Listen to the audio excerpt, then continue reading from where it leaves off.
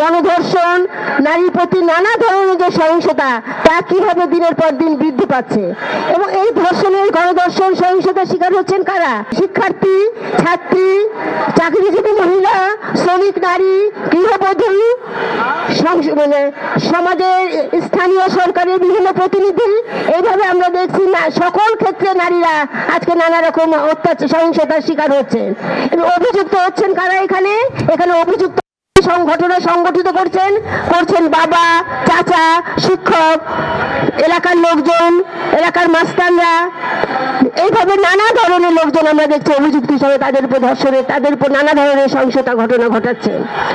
আজকে আমরা কি এই কথা বলতে পারি যে আজকে কি আমরা একটা হিংস্র জনপদে বসবাস করছি আমরা নারীরা? আমাদের নিরাপত্তা কি কোথাও নাই? কেন নারীর উপরে সহিংসতা হঠাৎ করে? আমরা জানি যে নারীর প্রতি সহিংসতা সবসময় রয়েছে, কিন্তু সাম্প্রতিক সময়ে তার যে বৃদ্ধিটা পাচ্ছে সেটা আসলে সকলকে খুবই উদ্বিগ্ন এবং চিন্তিত করে তুলছে। এবং এই যে ঘটনাগুলো ঘটছে, এই ঘটনাগুলো কেন ঘটছে? এই ঘটনাগুলো ঘটাচ্ছে কারা? আজকে এই যে অভিযুক্ত হিসাবে কারা আছেন?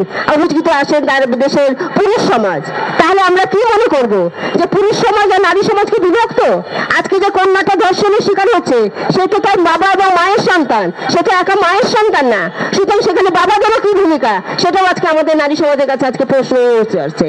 আজকে আমরা প্রশ্ন তুলতে পারি যে কেন এত বৃদ্ধি পাচ্ছে? আমরা কি এত ঘটনা যে ঘটে তার কি একটা বিচার আমরা দেখি? আপনারা সাংবাদিক ভাই বোনরা বলেন, কি কোনো বিচারের কথা পত্রিকায় লিখতে পেরেছে এখানে অমুকটা শাস্তি হয়েছে? লিখতে পারেননি। তার মানে কি যে ঘটনা ঘটছে কিন্তু তার কোনো বিচার হচ্ছে না।